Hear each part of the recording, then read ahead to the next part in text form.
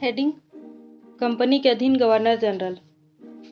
बंगाल के गवर्नर पहले हैं रॉबर्ट क्लाइव, 1757 से 1760 ईस्वी एवं पुनः बने 1765 से 67 ईस्वी में। इसने बंगाल में द्वैत शासन की व्यवस्था की, जिसके तहत राजस्व वसूलने, सैनिक संरक्षण एवं विदेशी मामले कंपनी के अधीन थे, जबकि शासन चलाने की जिम्मेदारी नवाब के हाथों में थी।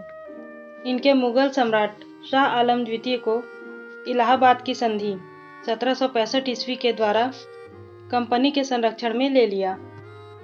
इस संधि के जरिए ईस्ट इंडिया कंपनी को देश की राजनीतिक और संवैधानिक व्यवस्था में दखल देने का अवसर मिल गया और यहीं से भारत में ब्रिटिश शासन की नींव पड़ी। रॉबर्ट क्लाइव ने बंगाल के समस्त क्षेत्र के लिए 2 उप दीवान, बंगाल के लिए मोहम्मद रजा खां और बिहार के लिए राजा शिताब राय को नियुक्त किया। अन्य गवर्नर बरेलास्ट 1767 से 69 ईस्वी, कार्टियर 1769 से 72 ईस्वी और वॉरेन हेस्टिंग 1772 से 74 ईस्वी तक थे। कंपनी के अधीन गवर्नर जनरल। रेगुलेटिंग एक्ट 1773 ईस्वी के अनुसार बंगाल के गवर्नर जनरल को अब अंग्रेजी क्षेत्रों का गवर्नर जनरल कहा जाने लगा, जिसका कार्यालय 5 वर्षों का निर्धारित किया गया। मद्रास एवं बम्बई के गवर्नर को इसके अधीन कर दिया गया। इस प्रकार भारत में कंपनी के अधीन प्रथम गवर्नर जनरल वॉरेन हेस्टिंग 1774 से 85 ईस्वी तक हुआ। वॉरेन हेस्टिंग 1750 ईस्वी में कंपनी के एक क्लर्क के रूप में कलकत्ता आया और अपनी कार्यकुशलता के कारण कासिम बाजार का अध्यक्ष, बंगाल का गवर्नर एवं कंपनी का गवर्नर जनरल बना। वॉरेन हेस्टिंग 1774 से 85 ईस्वी।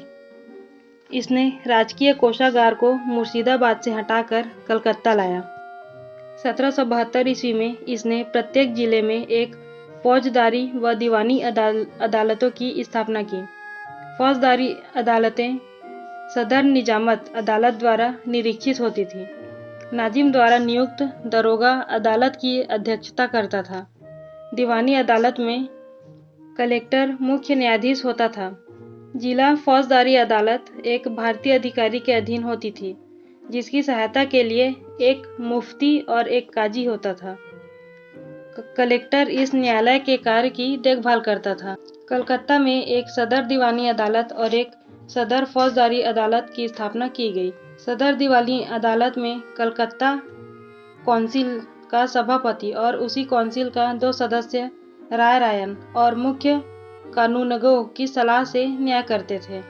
सदर फौजदारी अदालत में नायब निजाम, मुख्य काजी, मुफ्ती और 3 मौलवियों की सलाह से न्याय करते थे। जिले की दीवानी और फौजदारी अदालतों के मुकदमे अंतिम निर्णय के लिए सदर अदालतों में भेजे जाते थे। दीवानी मुकदमों में जातीय कानून अर्थात हिंदुओं के संबंध में हिंदू कानून और मुसलमान के लिए मुस्लिम कानून लागू किया जाता था, जबकि फौजदारी मुकदमों में मुस्लिम कानून लागू किया जाता था। 1772 में कोर्ट ऑफ डायरेक्टर्स ने द्वैत प्रणाली को समाप्त करने तथा कंपनी को बंगाल, बिहार तथा उड़ीसा प्रांत की शासन व्यवस्था का उत्तरदायित्व संभालने का आदेश दिया। वॉरेन हेस्टिंग ने दोनों उप दीवानों मोहम्मद रजा खां तथा राजा शिताब राय को पद से हटा दिया। हेस्टिंग ने नवाब की देखभाल के लिए मीर जाफर की विधवा मुन्नी बेगम को उसका संरक्षक नियुक्त किया। 1775 में मुन्नी बेगम को हटाकर मोहम्मद रजा खां को नवाब का संरक्षक नियुक्त किया गया। 1776 में मनुस्मृति का अंग्रेजी अनुवाद एवं कोड ऑफ जेंटू लॉज के नाम से हुआ। इसने 1781 ईस्वी में कलकत्ता में मुस्लिम शिक्षा के विकास के लिए प्रथम मदरसा स्थापित किया। इसी के समय 1782 ईस्वी में जोनाथन डंकन ने बनारस में संस्कृत विद्यालय की स्थापना की। विलियम विल्किंस ने 1785 में भगवद गीता का अंग्रेजी में अनुवाद किया। इसी के समय में सर विलियम जोन्स ने 1784 ईस्वी में the Asiatic Society of Bengal की स्थापना की। किसने? विलियम जोन्स ने। और 1789 में अभिज्ञान शकुंतलम नामक नाटक का अंग्रेजी में अनुवाद किया गया। नोट: 1804 ईस्वी में बम्बई में एशियाटिक सोसाइटी और 1823 ईस्वी में लंदन में Asiatic Society of great Britain की स्थापना हुई। इसने मुगल सम्राट को मिलने वाला 26 लाख रुपए की वार्षिक पेंशन बंद करवा दी। इसी के समय में 1780 में भारत का पहला समाचार पत्र द बंगाल बजट का प्रकाशन जेम्स ऑगस्टन हिक्की ने किया था। इसी के समय में रेगुलेटिंग एक्ट के तहत 1774 ईस्वी में कलकत्ता में एक उच्चतम न्यायालय की स्थापना की गई, जिसका अधिकार क्षेत्र कलकत्ता तक था। कलकत्ता के बाहर का मुकदमा तभी सुना जाता था जब दोनों पक्ष सहमत हों। इस न्यायालय में अंग्रेजी कानून लागू होता था। इसका मुख्य न्यायाधीश एलिजा इम्पे था, जिसे 1782 में इस्तीफा देना पड़ा। हेस्टिंग ने बंगाली ब्राह्मण नंद कुमार पर झूठा आरोप लगाकर न्यायालय से फांसी की सजा दिलवा दी। प्रथम आंग्ल मराठा युद्ध 1775 से 1782 ईस्वी तक हुआ एवं द्वितीय आंग्ल मैसूर युद्ध 1780 से 84 ईस्वी तक वॉरेन हेस्टिंग के समय में ही लड़े गए थे। प्रथम आंग्ल मराठा और मैसूर युद्ध दोनों हेस्टिंग के समय में लड़े गए थे। प्रथम आंग्ल मराठा युद्ध सलबाई की संधि 1782 ईस्वी एवं द्वितीय आंग्ल मैसूर युद्ध मंगलोर की संधि 1784 ईस्वी के द्वारा समाप्त हुए। पिट्स इंडिया एक्ट 1784 ईस्वी में वॉरेन हेस्टिंग के समय ही पराजित हुआ। इसी के काल में बोर्ड ऑफ रेवेन्यू की स्थापना हुई। हेस्टिंग ने संपूर्ण लगान के हिसाब की देखभाल के लिए एक भारतीय अधिकारी राय रायन की नियुक्ति की। इस पद को प्राप्त करने वाला पहला भारतीय दुर्लभ राय का पुत्र राजा राजवल्लभ था। पिट्स इंडिया एक्ट 1784 ईस्वी के विरोध में इस्तीफा देकर जब वॉरेन हेस्टिंग फरवरी 1785 ईस्वी में इंग्लैंड पहुंचा, तो बर्क द्वारा उसके ऊपर महाभियोग लगाया गया, परंतु 1795 ईस्वी में इसे आरोपों से मुक्त कर दिया गया।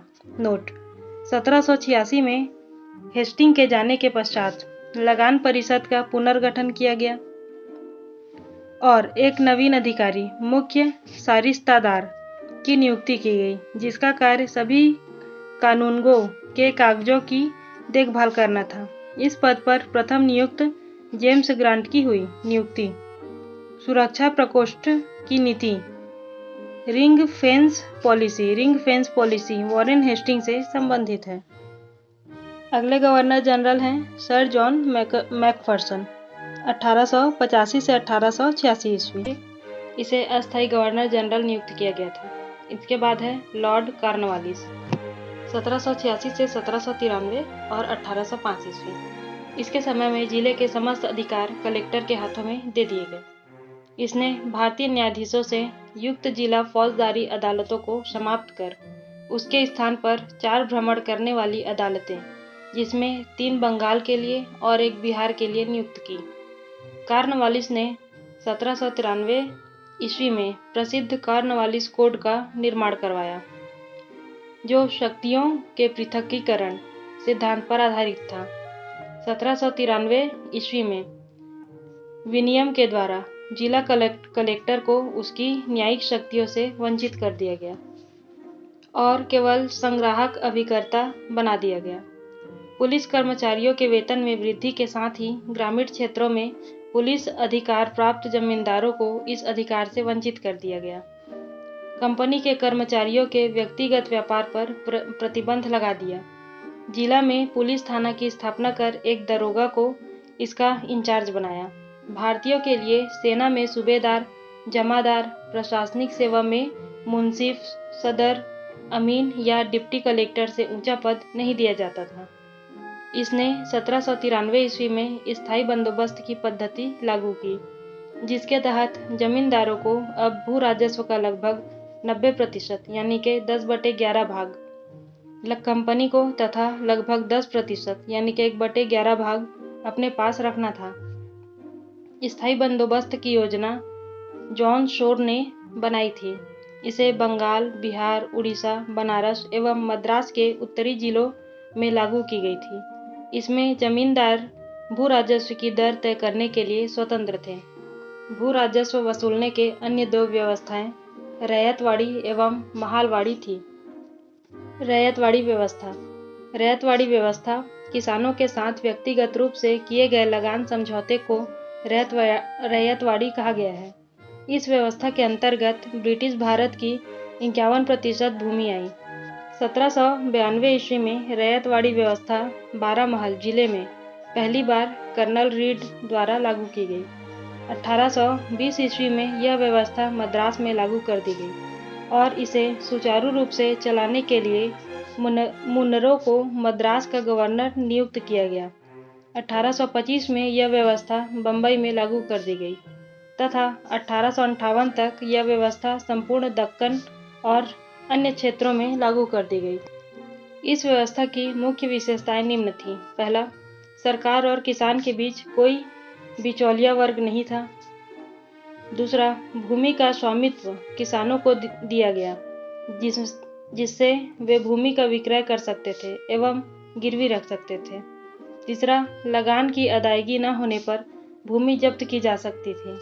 चौथा, लगान अदायगी की प्रत्येक 30 वर्ष बाद पुनर्समीक्षा करने की व्यवस्था की गई थी। पांचवा, राजस्व के रूप में किसानों को उपज का आधा भाग देना था जो धन के रूप में देना होता था। महालवाड़ी व्यवस्था। महल शब्द से तात्पर्य है जागीर अथवा गांव। इस पद्धति में सरकार ने राजस्व के लिए कृषकों को सीधा संपर्क नहीं किया, बल्कि गांव या जागीरों के मुखिया या लंबरदार को राजस्व वसूली का आधार बनाया। 1922 ईस्वी में यह व्यवस्था प्रारंभ की गई। यह व्यवस्था गंगा की घाटी, आधुनिक पश्चिमी उत्तर प्रदेश, मध्य भारत के कुछ भाग तथा तत्कालीन संपूर्ण पंजाब में लागू की गई। इस व्यवस्था में पहली बार लगान तय करने के लिए मानचित्रों तथा पंजियों का प्रयोग किया। इस व्यवस्था का जन्मदाता हॉल्ट मैकेंजी हुए। 1833 ईस्वी में मार्टिन बर्ड तथा जेम्स टॉमसन के बंदोबस्त में यह अपने सबसे अच्छे रूप में सामने आई। प्रारंभ में इस व्यवस्था में लगान उत्पादन का 2/3 भाग था। बाद में इसे घटाकर उत्पादन का आधा भाग यानी 50% कर दिया गया था। भू राजस्व संग्रह करने की विधियां। पहला में एरिया दिया गया है, फिर जमींदारी, रैयतवाड़ी और महलवाड़ी। क्षेत्रफल है जमींदारी में 19%, रैयतवाड़ी में 51% और महलवाड़ी में 30%। पक्ष है जमींदारी में जमींदार, रैयतवाड़ी में किसान और महलवाड़ी में मुखिया या लंबरदार।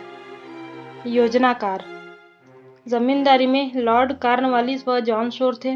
रैयतवाड़ी में रीड, टॉमस मुनरो ये थे और महलवाड़ी में होल्ट मैकेंजी।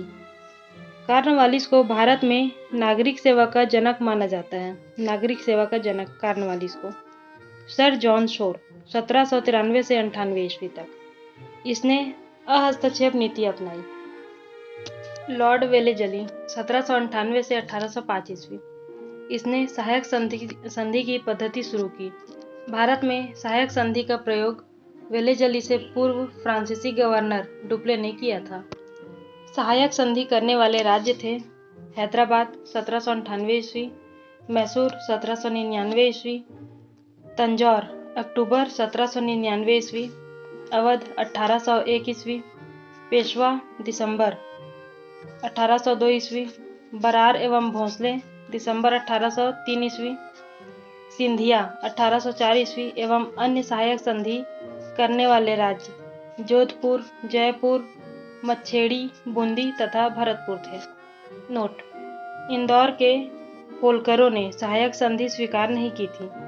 टीपू सुल्तान चौथे आंग्ल मैसूर युद्ध 1799 ईस्वी में मारा गया। इसी ने 1800 ईस्वी कलकत्ता में नागरिक सेवा में भर्ती किए गए युवकों को प्रशिक्षित करने के लिए फोर्ट विलियम कॉलेज की स्थापना की, जो 1854 तक अंग्रेजों को भारतीय भाषाओं की शिक्षा देने के लिए चलता रहा। नोट: 1806 में भारत भेजे जाने वाले प्रशासकीय अधिकारियों की शिक्षा और प्रशिक्षण के लिए इंग्लैंड में हेलेबरी में एक ईस्ट इंडिया कॉलेज खोला गया, जहां नवयुवक प्रशासकीय अधिकारियों को 2 वर्ष का प्रशिक्षण देने की व्यवस्था की गई थी। यह स्वयं को बंगाल का शेर कहा करता था। यह कौन? Lord Wellesley. लॉर्ड कॉर्नवालिस का 1805 ईस्वी दूसरा कार्यकाल शुरू हुआ, परंतु शीघ्र ही इसकी मृत्यु हो गई। सर जॉर्ज वार्लो 1805 से 1807 ईस्वी। 1806 ईस्वी में वेल्लोर में हुई सिपाही विद्रोह इसके काल की महत्वपूर्ण घटना है। लॉर्ड मिंटो प्रथम 1807 से 1813 ईस्वी। इसके काल में रणजीत सिंह एवं अंग्रेजों के बीच 25 अप्रैल 1809 को अमृतसर की संधि मध्यस्थता चार्ल्स मेटकॉफ के द्वारा हुई। इसी के समय चार्टर एक्ट 1813 ईस्वी पास हुआ। लॉर्ड हेस्टिंग 1813 से 1823 ईस्वी। इसी के समय आंग्ल नेपाल युद्ध 1814 से 16 ईस्वी में हुई। इसमें नेपाल के अमर सिंह थापा को आत्मसमर्पण करना पड़ा। मार्च 1816 ईस्वी में अंग्रेजों एवं गोरखों के बीच संगोली की संधि के द्वारा आंग्ल नेपाल युद्ध का अंत हुआ। इसके समय में पिंडारियों का दमन कर दिया गया। पिंडारियों के प्रमुख नेताओं में वासिल मुहम्मद, चीतू एवं करीम खां थे। इसने मराठों की शक्ति को अंतिम रूप से नष्ट कर दिया। इसने प्रेस पर लगे प्रतिबंध को समाप्त कर प्रेस के मार्गदर्शन के लिए नियम बनाए। इसी के समय 1822 ईस्वी टेनेंसी एक्ट या काश्तकारी अधिनियम लागू किया गया। लॉर्ड एमहर्स्ट 1823 से 1828 ईस्वी। इसके समय में प्रथम आंग्ल बर्मा युद्ध 1824 से 1826 ईस्वी लड़ा गया। 1826 ईस्वी में बर्मा एवं अंग्रेजों के बीच यांडबू की संधि हुई। 1824 ईस्वी में बैरकपुर का सैन्य विद्रोह भी इसी के समय में हुआ। अगले गवर्नर जनरल हैं लॉर्ड विलियम बेंटिक 1828 से 1835 ईस्वी। 1803 ईस्वी में यह मद्रास का गवर्नर था। इसी के समय 1806 ईस्वी में माथे पर जातीय चिन्ह न लगाने तथा कानों में बालियां न पहनने देने पर वेल्डोर के सैनिकों ने विद्रोह कर दिया। 1833 ईस्वी के चार्टर एक्ट द्वारा बंगाल के गवर्नर जनरल को भारत का गवर्नर जनरल बना दिया गया। इस प्रकार भारत का पहला governor general Lord William Bentinck हुआ। नोट: बंगाल का प्रथम गवर्नर जनरल वॉरेन हेस्टिंग था और भारत का पहला governor general Lord William Bentinck हुआ। राजा राम मोहन राय के सहयोग से बेंटिक ने 1829 ईस्वी में सती प्रथा को समाप्त कर दिया। बेंटिक ने इस प्रथा के खिलाफ कानून बनाकर 1829 ईस्वी में धारा 17 के द्वारा विधवाओं के सती होने को अवैध घोषित कर दिया। नोट: अकबर और मराठा पेशवाओं ने सती प्रथा पर रोक लगाने का प्रयास किया था। अकबर और मराठा पेशवाओं ने बेंटिक ने कर्नल स्लीमैन की सहायता से 1830 ईस्वी तक ठगी प्रथा को समाप्त कर दिया। ठग देवी काली की पूजा करते थे। सन 1835 ईस्वी में बेंटिक ने कलकत्ता मेडिकल कॉलेज की स्थापना की। इसी के समय मैकाले की अनुशंसा पर अंग्रेजी को शिक्षा का माध्यम बनाया गया। मैकाले द्वारा कानून का वर्गीकरण भी किया गया। बेंटिक ने 1831 ईस्वी में मैसूर तथा 1834 ईस्वी में कुर्ग एवं मध्य कचेर को हड़प लिया। इसने भारतीयों को उत्तरदायी पदों पर नियुक्त किया। इसके समय में भारतीयों को प्रदान किया गया उच्चतम पद सदर अमीन का था, जिसमें 700 रुपये प्रति माह तनख्वाह मिलती थी। इसके समय कंपनी के 1833 के चार्टर एक्ट द्वारा यह निश्चित किया गया कि धर्म, जाति, रंग अथवा जन्म के आधार पर किसी व्यक्ति को कंपनी की सेवा में प्रवेश करने से नहीं रोका जाएगा। इसने शिशु बालिका की हत्या पर भी प्रतिबंध लगा दिया। अगले गवर्नर जनरल हैं चार्ल्स मेटकॉफ 1835 से 1836 ईस्वी। इसने अपने 1 वर्ष के कार्यकाल में प्रेस पर से नियंत्रण हटाया, इसलिए इसे भारतीय प्रेस का मुक्तिदाता कहा गया। अगले गवर्नर जनरल लॉर्ड ऑकलैंड 1836 से 1842 ईस्वी। इनके समय की सबसे महत्वपूर्ण घटना है प्रथम आंग्ल अफगान युद्ध 1839 से 42 ईस्वी। 1839 ईस्वी में इसने कलकत्ता से दिल्ली तक ग्रैंड ट्रंक रोड का मरम्मत करवाया। इसी के समय में भारतीय विद्यार्थियों को डॉक्टरी की शिक्षा हेतु विदेश जाने की अनुमति ब्रिटिश संसद से प्रदान की गई। लॉर्ड एलिनबरो 1842 से 1844 ईस्वी। प्रथम आंग्ल अफगान युद्ध समाप्त हुआ। सिंध को अगस्त 1843 ईस्वी में पूर्ण रूप से ब्रिटिश साम्राज्य में मिला लिया गया। सिंध विजय के विषय में नेपियर का कथन है कि वह अफगानी तूफान की पूंछ थी। दास प्रथा का उन्मूलन इसी के समय में हुआ। 1843 के एक्ट 5 के द्वारा दास प्रथा का उन्मूलन हुआ।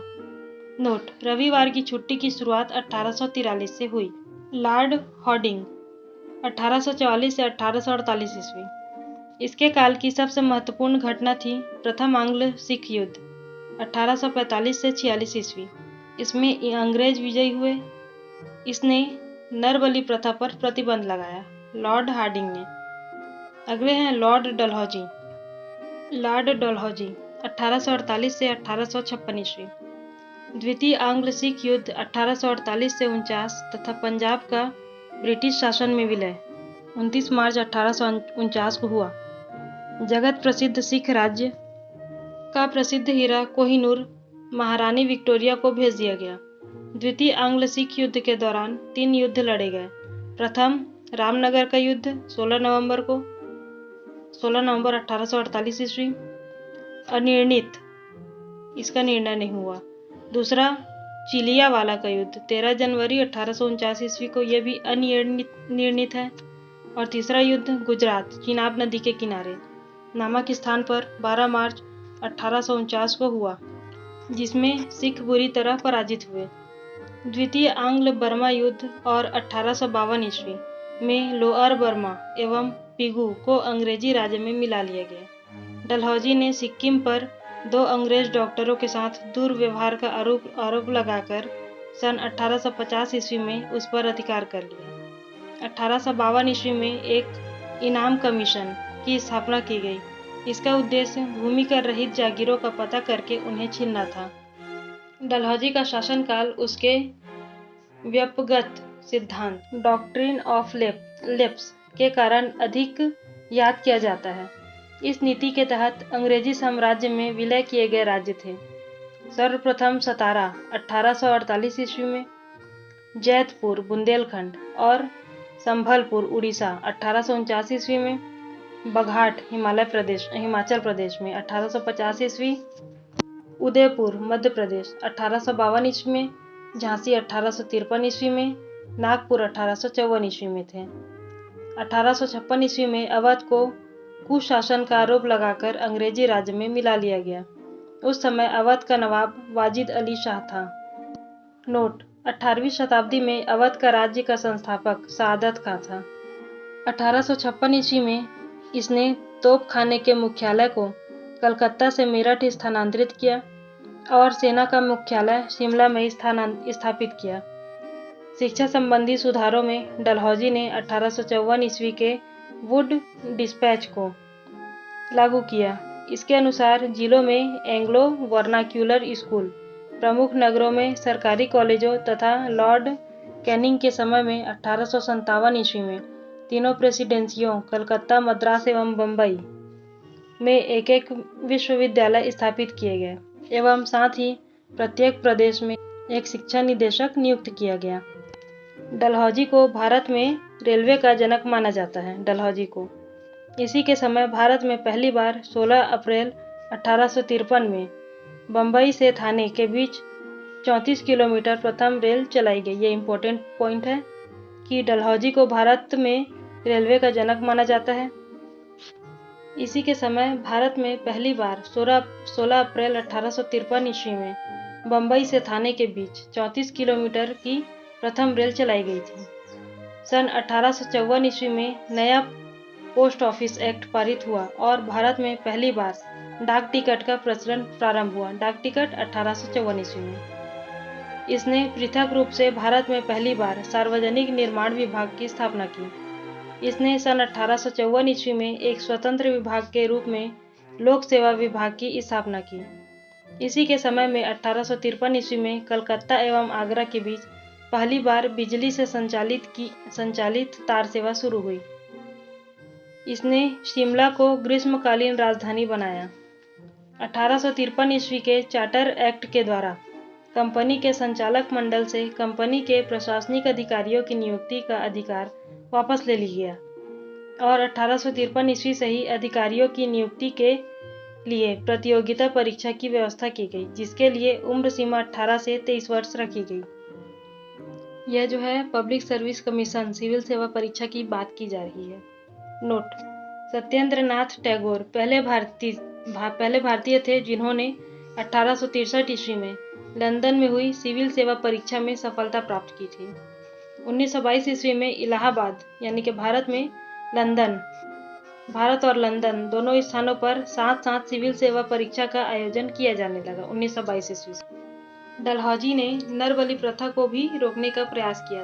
अगले गवर्नर जनरल हैं लॉर्ड कैनिंग, 1856 से 1862 ईस्वी।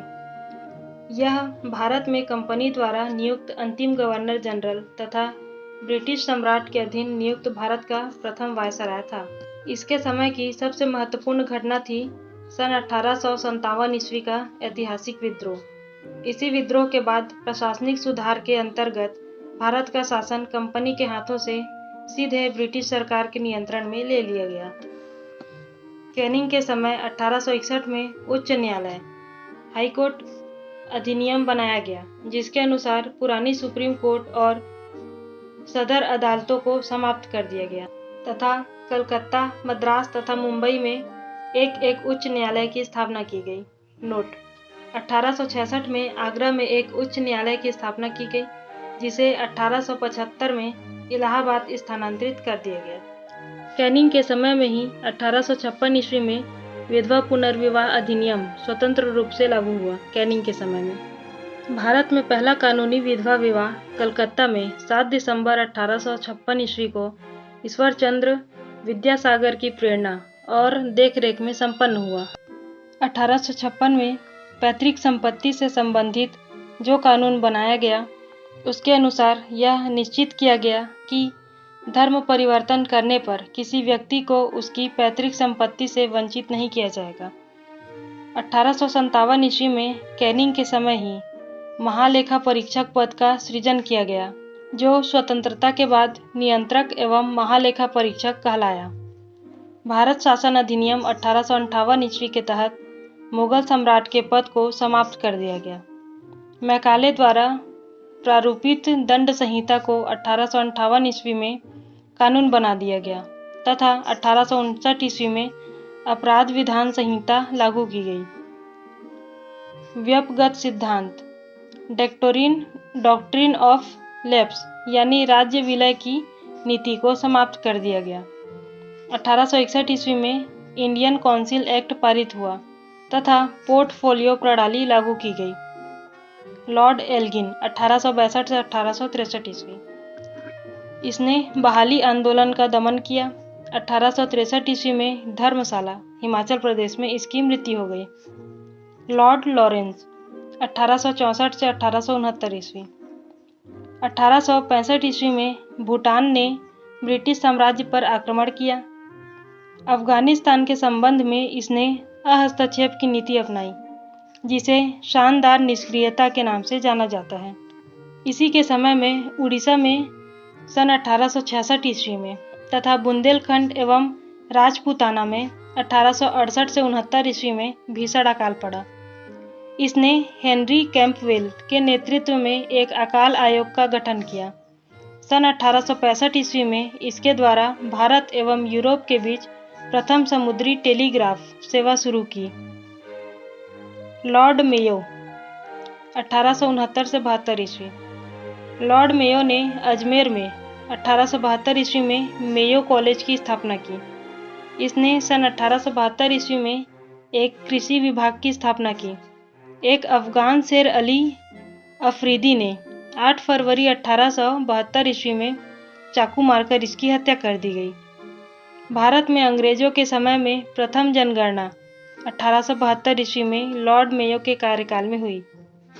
इम्पोर्टेंट पॉइंट है, भारत में अंग्रेजों के समय में प्रथम जनगणना 1872 ईस्वी में लॉर्ड मेयो के कार्यकाल में हुआ।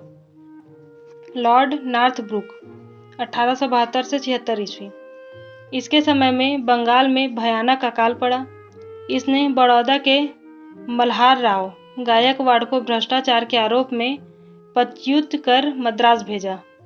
लॉर्ड नॉर्थब्रुक ने यह घोषणा की, मेरा उद्देश्य करों को हटाना तथा अनावश्यक वैधानिक कार्यवाहियों को बंद करना है।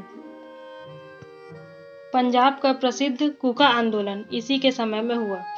इसी के समय में स्वेज नहर खुल जाने से भारत एवं ब्रिटेन के बीच व्यापार में वृद्धि हुई।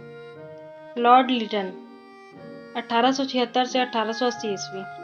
यह एक प्रसिद्ध उपन्यासकार, निबंध लेखक एवं साहित्यकार था। साहित्याकाश में इसे ओवन मेरिडिस के नाम से जाना जाता था। इसके समय में बम्बई, मद्रास, हैदराबाद, पंजाब, मध्य भारत आदि में भयानक अकाल पड़ा। लिटन ने रिचर्ड स्ट्रेची की अध्यक्षता में 1878 ईस्वी में एक अकाल आयोग की नियुक्ति की। 1 जनवरी 1877 ईस्वी को ब्रिटेन की महारानी विक्टोरिया को कैसर-ए-हिंद की उपाधि से सम्मानित करने के लिए दिल्ली दरबार का आयोजन किया गया। मार्च 1878 ईस्वी में लिटन ने भारतीय समाचार पत्र अधिनियम वर्नाक्यूलर प्रेस एक्ट पारित कर भारतीय समाचार पत्रों पर कठोर प्रतिबंध लगा दिए। विशेषकर राष्ट्रवादी समाचार पत्र सोमप्रकाश को प्रतिबंधित करने के लिए। इस कानून में प्रावधान था कि अगर किसी अखबार में कोई आपत्तिजनक चीज छपती है तो सरकार उसकी प्रिंटिंग प्रेस सहित सारी संपत्ति जब्त कर सकती है। नोट: पायनियर अखबार ने वर्नाक्यूलर प्रेस एक्ट 1878 का समर्थन किया। इसी के समय में सन 1878 ईस्वी को भारतीय शस्त्र अधिनियम पारित हुआ, जिसके तहत शस्त्र रखने एवं व्यापार करने के लिए लाइसेंस को अनिवार्य बना दिया गया। इसने सिविल सेवा परीक्षाओं में प्रवेश की अधिकतम आयु सीमा 21 से घटाकर 19 वर्ष कर दी। नोट: 1857 में सिविल सेवा परीक्षा में सम्मिलित होने की आयु 23 वर्ष निर्धारित की गई थी। 1859 में आयु सीमा को घटाकर 22 वर्ष और 1866 में इसको घटाकर 21 वर्ष किया गया था। लिटन ने अलीगढ़ में एक मुस्लिम एंग्लो प्राच्य महाविद्यालय की स्थापना की। लॉर्ड रिपन 1880 से 1884 ईस्वी। प्रधानमंत्री ग्लैडस्टोन के परामर्श पर रिपन ने सर्वप्रथम समाचार पत्रों की स्वतंत्रता को बहाल करते हुए सन 1882 ईस्वी में वर्नाक्यूलर प्रेस एक्ट को समाप्त कर दिया और भारतीय भाषाओं में प्रकाशित होने वाले समाचार पत्रों को भी वही सुविधाएं दी गई जो अन्य समाचार पत्रों को प्राप्त थी। इसने सिविल सेवा में प्रवेश की अधिकतम आयु सीमा को 19 वर्ष से बढ़ाकर 21 वर्ष कर दिया। इसने स्थानीय स्वशासन की शुरुआत की। किसने? लॉर्ड रिपन ने। 18 मई 1882 ईस्वी को स्थानीय स्वशासन संबंधी एक कानून बनाया गया, जिसके आधार पर विभिन्न प्रांतों में 1883 से 1885 के मध्य स्थानीय स्वशासन संबंधी कानून बनाए गए। इसके समय में ही भारत में सन 1881 ईस्वी में सर्वप्रथम नियमित जनगणना करवाई गई। तब से लेकर अब तक प्रत्येक 10 वर्षों के अंतराल पर जनगणना की जाती है।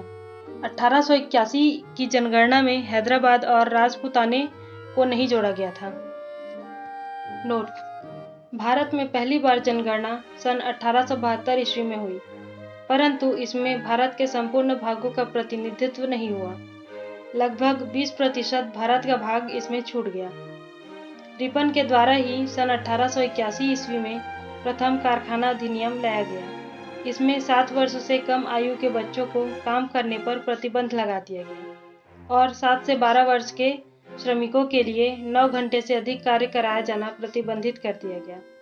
यह एक्ट चाय, कॉफी एवं नील की खेती पर लागू नहीं थी। रिपन के समय में शैक्षणिक सुधारों के अंतर्गत विलियम हंटर की अध्यक्षता में एक आयोग गठित किया गया। 2 फरवरी 1883 को यूरोपियों के विरुद्ध भारतीय न्यायाधीशों द्वारा मुकदमे की सुनवाई के लिए इल्बर्ट विधेयक प्रस्तुत किया गया, लेकिन यूरोप वासियों के प्रबल विरोध के कारण इसे वापस लेना पड़ा। अंग्रेजों द्वारा इस विधेयक के विरोध में किए गए विद्रोह को श्वेत विद्रोह के नाम से जाना जाता है। फ्लोरेंस नाइटिंगेल ने रिपन को भारत के उद्धारक की लॉर्ड लैंसडाउन 1888 से 1894 ईस्वी। भारत और अफगानिस्तान के मध्य सीमा रेखा यानी कि डुरंड रेखा का निर्धारण इसी समय हुआ। 1891 ईस्वी में दूसरा कारखाना अधिनियम लाया गया, जिसमें स्त्रियों को 11 घंटे प्रतिदिन से अधिक काम करने पर प्रतिबंध लगाया गया। साथ ही सप्ताह में एक दिन छुट्टी की व्यवस्था की गई। लॉर्ड एल्गिन द्वितीय 1894 से 1899 ईस्वी। भारत को तलवार के बल पर विजित किया गया है और तलवार के बल पर ही इसकी रक्षा की जाएगी। यह कथन लॉर्ड एल्गिन द्वितीय का है। 1895 से 98 ईस्वी के मध्य उत्तर प्रदेश, बिहार, पंजाब एवं मध्य प्रदेश में भयंकर अकाल पड़ा। अगले हैं लॉर्ड कर्जन 1899 से 1905 ईस्वी। 1899 में कर्जन ने भारतीय टंकण और पत्र मुद्रा अधिनियम पारित कराकर अंग्रेजी स्वर्ण मुद्रा को भारत की कानूनी मुद्रा घोषित कर दिया। शासन की कार्य क्षमता के आधार पर लॉर्ड कर्जन ने रिपन द्वारा स्थापित स्थानीय स्वशासन की प्रणाली पर आघात किया और 1899 में कलकत्ता कॉर्पोरेशन अधिनियम बनाया। कर्जन ने सन 1901 ईस्वी में सर कॉलिन स्टॉक मॉनक्रिफ की अध्यक्षता में एक सिंचाई आयोग, थॉमस रॉबर्टसन की अध्यक्षता में एक रेलवे आयोग, 1902 ईस्वी में सर एंड्रयू फ्रेजर की अध्यक्षता में एक पुलिस आयोग एवं सर थॉमस रैले की अध्यक्षता में विश्वविद्यालय आयोग की स्थापना की।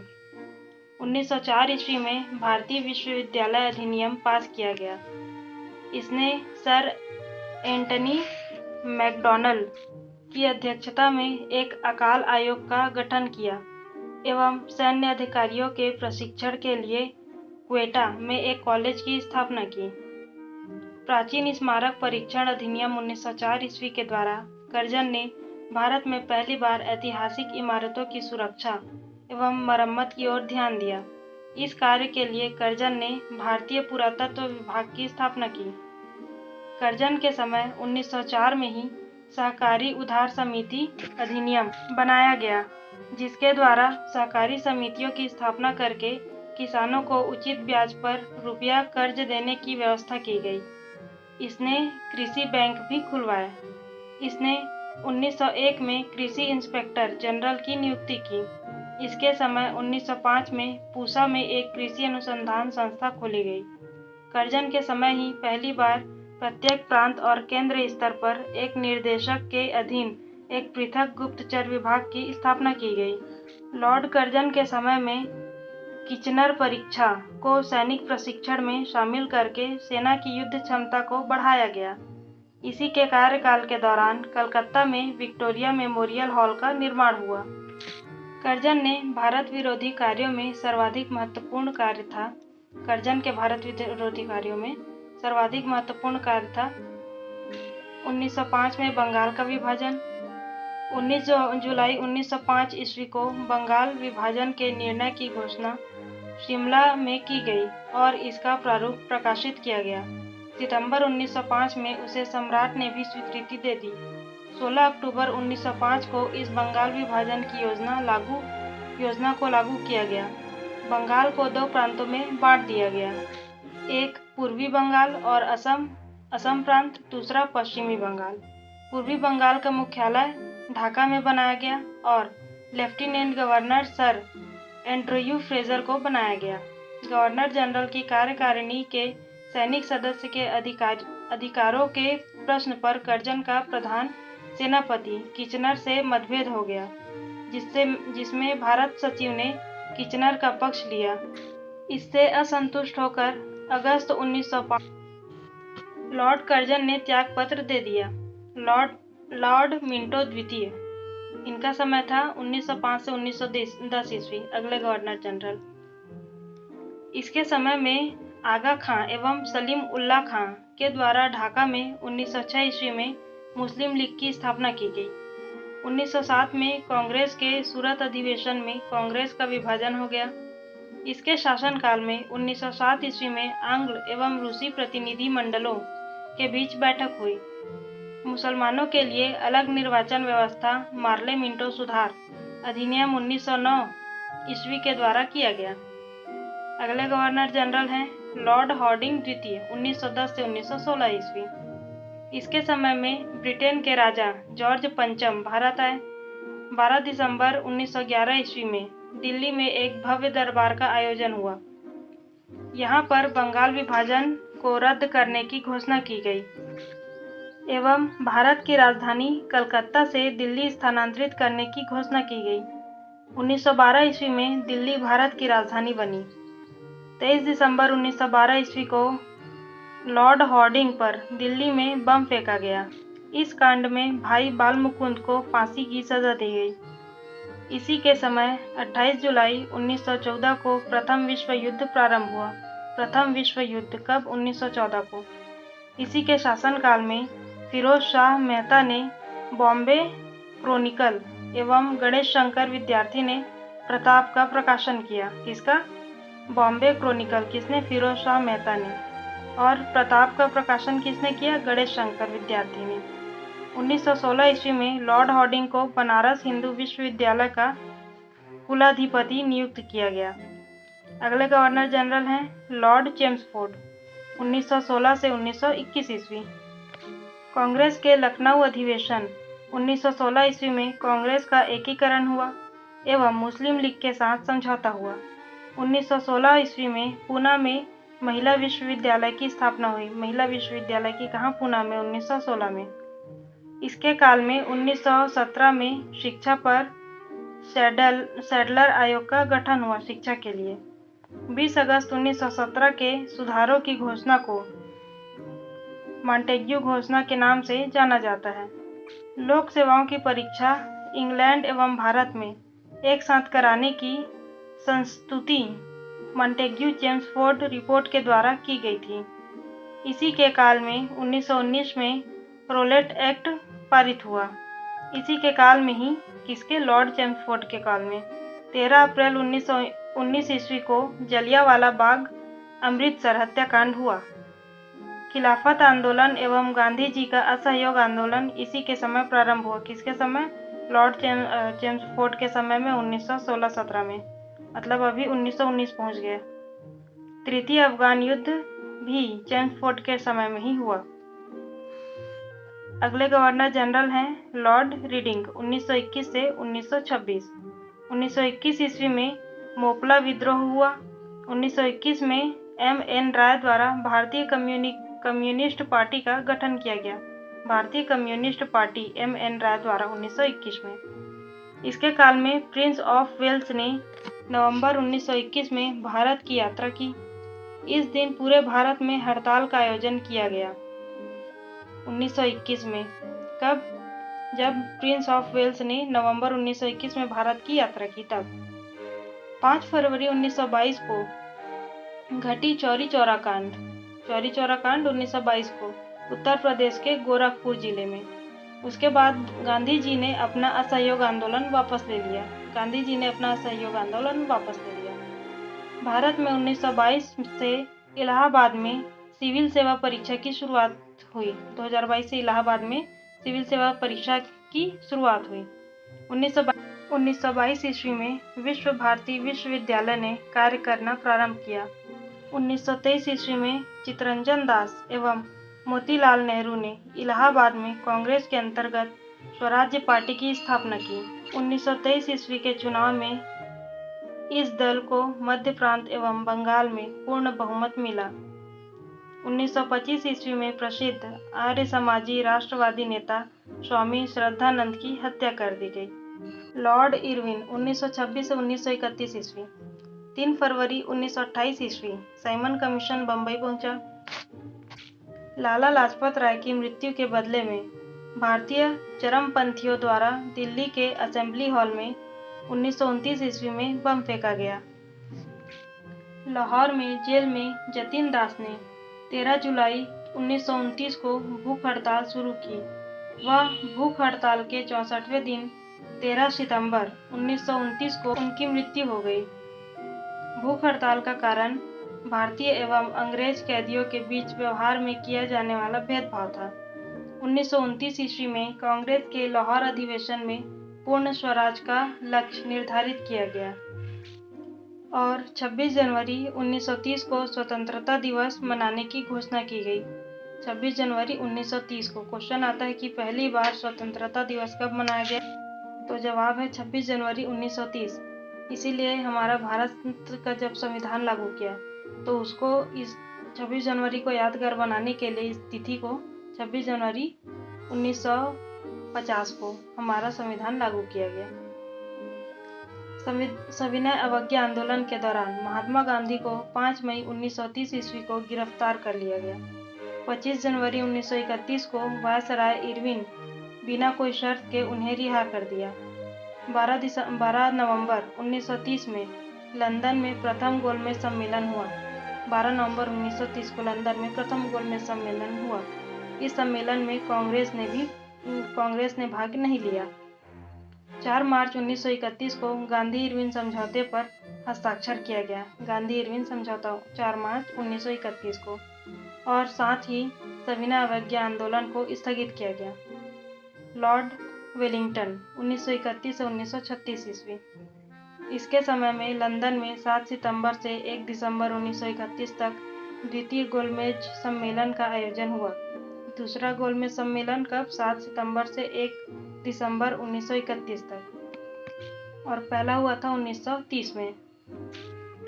इस सम्मेलन में कांग्रेस ने भी भाग लिया था, मतलब पहले में कांग्रेस भाग नहीं लिया था, इसमें कांग्रेस भी भाग लिया।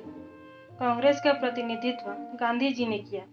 दूसरे गोलमेज सम्मेलन की असफलता के बाद गांधी जी ने 3 जनवरी 1932 ईस्वी को दोबारा सविनय अवज्ञा आंदोलन प्रारंभ किया।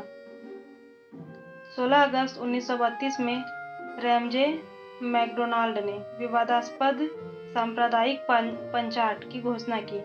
इसके अनुसार दलितों को हिंदुओं से अलग मानकर उन्हें अलग प्रतिनिधित्व देने को कहा गया और दलित वर्गों के लिए अलग निर्वाचन मंडल का प्रावधान किया गया।